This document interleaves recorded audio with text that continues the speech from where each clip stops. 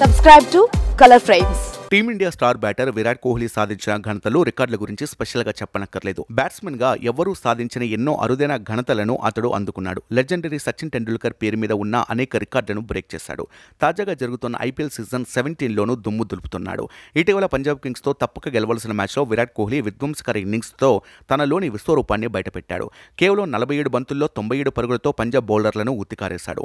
విరాట్ కోహ్లీ ఈ బలమైన ఇన్నింగ్స్ను నెలకొల్పడంతో బెంగళూరు వరుసగా 4వ విజయాన్ని నమోదు చేసింది. అంతేకాదు ప్లే ఆఫ్ రేస్లో తమను తాము సజీవంగా నిలుపుకుంది. ఈ మ్యాచ్లో కోహ్లీ ఫామ్, అతడి ఫిట్నెస్ చూస్తుంటే మరో 4 ఏళ్లు ఈజీగా ఆడేలా కనిపిస్తున్నాడు. అది జరిగితే క్రికెట్లో ఉన్న ఇంకా ఎన్నో రికార్డులు అతడి సొంతమవుతాయని చెప్పొచ్చు. ఇదిలా ఉంటే టీమిండియా త్వరలో పుట్టి ప్రపంచ కప్లో ఆడేందుకు సిద్ధమవుతుంది. విదేశీ గడ్డపై జరగనున్న ఈ మెగా టోర్నీలో గెలవడం భారత్కు చాలా అవసరం. గత ఏడాది చివరిలో జరిగిన ప్రపంచ కప్లో టీమిండియా ఫైనల్లో ఓడింది. వరుసగా 10 మ్యాచ్ల్లో గెలుస్తూ వచ్చిన భారత్ ఫైనల్లో నిరాశపరిచింది. ఈ మ్యాచ్లో ఆరంభంలో రోహిత్ విధ్వంసం సృష్టించగా చివరిలో కోహ్లీ నిలకడగా రాణించాడు.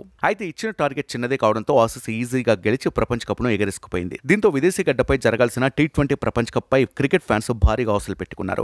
ముఖ్యంగా విరాట్ కోహ్లీపై అందరి దృష్టి పడింది. ప్రస్తుతం ఐపీఎల్లో విరాట్ కోహ్లీ ఫామ్ను చూసి బీసీసీఐ మాజీ అధ్యక్షుడు సౌరవ్ గంగూలీ ప్రశంసలు కురిపించాడు.